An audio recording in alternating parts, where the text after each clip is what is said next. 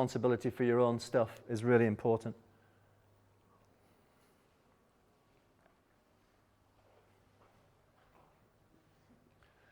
Because for me, if I know where I'm going, that's my vision, I know my start point, I can make up all the things in between.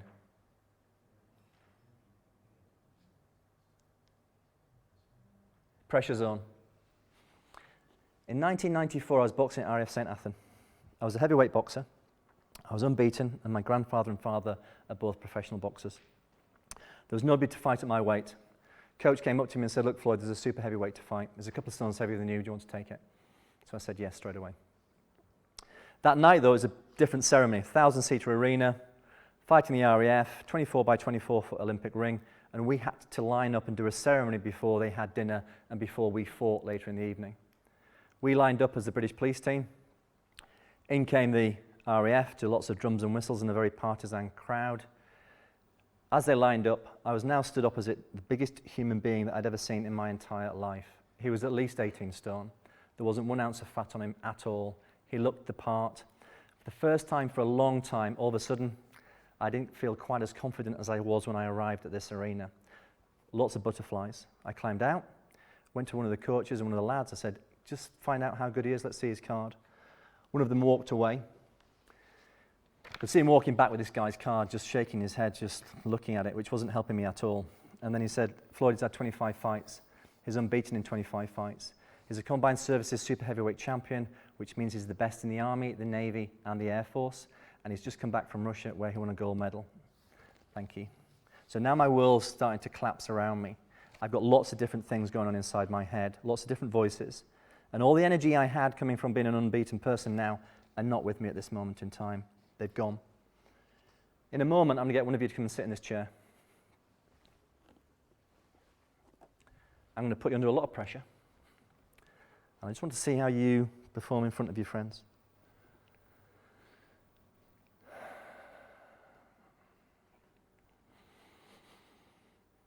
Quiet, isn't it? However, what's happening inside our heads at this moment in time? What's the voice saying? We've got fear, definitely. Oh, I can definitely sense that word. What are the words that we're saying to ourselves inside our heads? What's happening? Don't pick me. I'm going to look away from him because if I look in his eyes, he might pick me. Shall I stare at him? Loads of different things, lots of different things going on. What will my identity be? It's interesting how our minds work, isn't it? How often do we train our minds? We train our bodies and we do all these great skill sets, yet every single thing you're going to do today, everything, starts somewhere in here. There's not one thing you're going to do throughout your entire life that doesn't have a file here. Who owns that voice? Whose is the voice? Oh, it's yours. Every single thing inside it is all yours, all developed through you. How it behaves is all down to the way it has been trained to this moment in time. And what I love about it is that it's super trainable.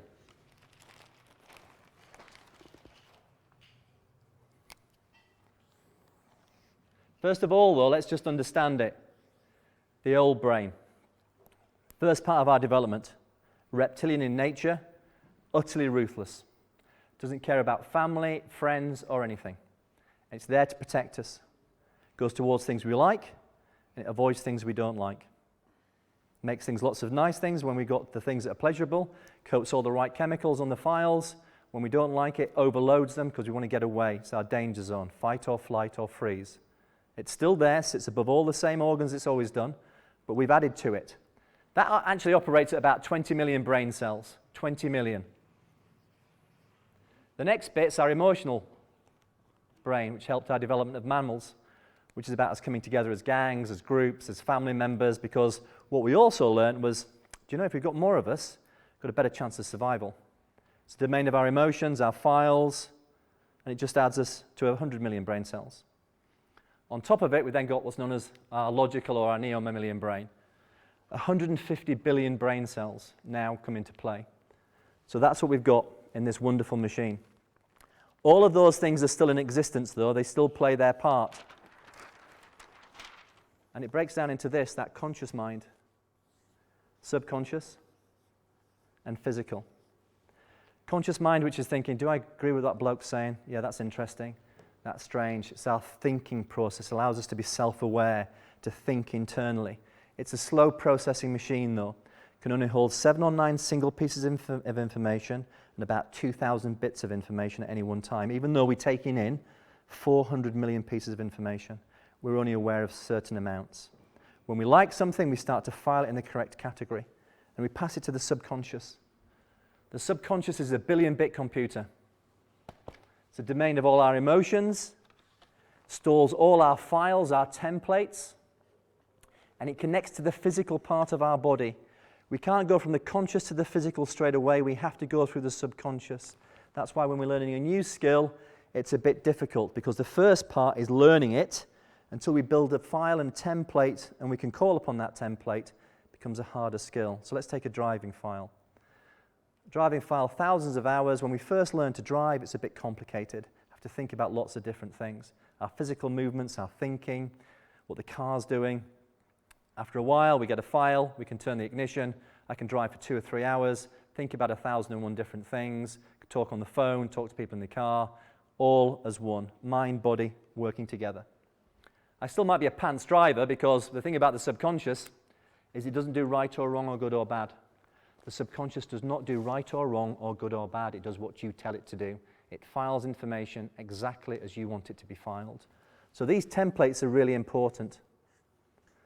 All correctly coded because of the files that we like. However, inside here, we have a number of files that can be slightly more limiting. What's our biggest fear? What's your biggest fear? Fear of what? Fear of what? Fear of failure. I work with 8-year-old kids, some of the toughest soldiers in the world, and that's the first word that's said every single time. Fear of failure. Because it's such a powerful inhibitor. Because when we were kids and something happened we didn't like, we get overloaded with adrenaline. That connects to the physical part of our body because they're connected, and it means we want to avoid that. We don't like that, so let's avoid it. When we fail in being selected for football teams, when we fail in business, when we fail at loads of different things in life, we don't like it, so they get overloaded. These templates get overloaded with emotion. Fear of conflict comes into play as well. Fear of conflict's an interesting one as a leader, isn't it? Why do you think we have a fear of conflict? Because if I've got to give you something or tell you something, or you've got to challenge somebody, it can be difficult, can't it? Because we know it's going to be emotional. If I come across and go, look, Keith, I want to talk to you about when we work together. I think there are ways of enhancing. All of a sudden, we're going to have what plays inside our minds, do you think? When somebody comes to you and gives you a challenge or whatever. We have that emotional thing coming into play, don't we? The reptilian part of our brain. Because the thing about the reptilian part of our brain, it's there to defend us, remember? So it comes into play straight away, because this could be a threat. And it's always alert. The thing about this reptilian part of our brain, it is always alert to protect you because that's its job. And it's super fast. So anybody says anything to you that remotely looks like a threat to your identity or who you are, it will come alive. What happens with it is down to how well you train it. Who in this room thinks you're going to get to the top of your profession without any feedback now? You're absolutely there. You don't need to actually be here. You've got all the skills in the world. Nobody needs to tell you anymore, give you any more advice. You're at the top of your game. Good. Because we know it's a constant thing. It's a lifelong thing, learning. But how well do we receive feedback? How well do you receive somebody coming to you to tell you how to get better at all these different skills? How well do the players that you're going to coach deal with somebody pulling them off to one side to be given great feedback? So how do we control that? How do we make sure we give good feedback? Well, it's how it's delivered, isn't it? It's got to be. With all of these things, the skill is, how do I now engage with you as individuals to give you good feedback? There's a really good ratio, 5-to-1, which means I'm going to give you 5 good reasons why you're really good at what you do, and then I'm going to enhance the one thing, the inhibitor. Because what I'm doing in here is knowing the reptilian part of our brain is going to come alive. I'm going to ease it by telling it how wonderful it is, and then I'm going to show it how to improve. 5-to-1, generally. But I'll come on to that a little bit more later. So if side here, if I want to be focused and I want to be the best I can possibly be, because remember now I'm sat on the sidelines thinking I'm going to get beaten up. I've got a world of hurt thinking my dad's going to be disappointed. What will people say about me? My identity, which is quite important, isn't it? How we see ourselves, how others see us, can be quite important. How do I get to a place where I can now take control over all those things that are actually happening inside my mind? And are going to happen time and time again. I take control of the voice that's inside my head. It's my voice. So what I do is I use things like power words. The word courage came up. I'll say the word inside my head. I need to be courageous here. I need to challenge what's happening in front of me. I need to be courageous. And once I say it, because of the behaviors and I know what it means, again, I get a better feeling inside here. I think about success, all the things that have made me good. One of the things you saw in the video right at the beginning were people being successful, winning. What does winning look like to you? All those things, those characteristics, those behaviors that have helped you win to get to where you are now, what do they look like? Can you write them down? Can you draw upon them when you need to? Because again, I can play a video file right the way from 16 to now of all the times when things have gone well for me. And if I play it, all I'm doing is I'm just making sure that those are the behaviors I want to have now, so that when I come to perform, I perform at my optimum. Because that's a key skill for me, is how do I perform at my optimum? How do I make sure I'm at my best? Well, I do it by making sure this voice inside here is focused on where it needs to go. I understand my skill sets today, and I'm in control of what happens inside here. That voice that's going to play is going to be a positive voice. I stay focused. A billion-bit computer, if you don't keep it occupied, it will wander and go off track. So when I come here, just before I arrived, I'm on a conference call doing something in the Middle East. White zone. So this is nothing to do with where I am here. When I come in and meet John, I go into what I class as my green zone. I start to think about what I'm going to do, and I prepare. Preparation was one of the other great things that you saw in the team. Preparing for all contingencies. Going through that preparation to a degree that there's no difference between what you've done before and what you intend to do in the field when you cross into the arena. My preparation's good. I've got all my contingencies squared away. I've thought through the problems before I arrive. My green zone is I'm activating the right file. I don't want loads of files up. I want my speaking file. I know what I'm going to say. I roughly know what I'm going to do. I look around the room just to get a feel for it. I listen to John and find out what you've been doing. I then think about my amber zone. Just before you came in, I sit here. I think about how I'm going to start this off. And then I go into red zone. My red zone is I just trust myself. Wherever you take me now, I'll trust myself to have the right answers. I know where I probably want to go during the entire talk, and I'll finish there. But along the way, I'll just talk, just to rely on my skill sets. And if I make a mistake, when I come back and leave here, I'll just rearrange and learn something. I won't get hung up over making a mistake. I'll just learn from it.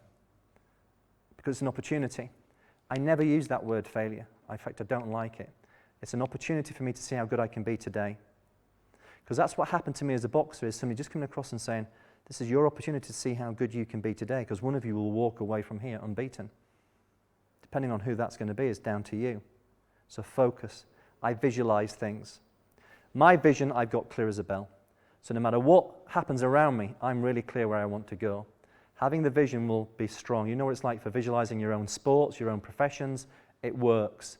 So why would you not do it when you become a coach? Being clear on what you want to achieve.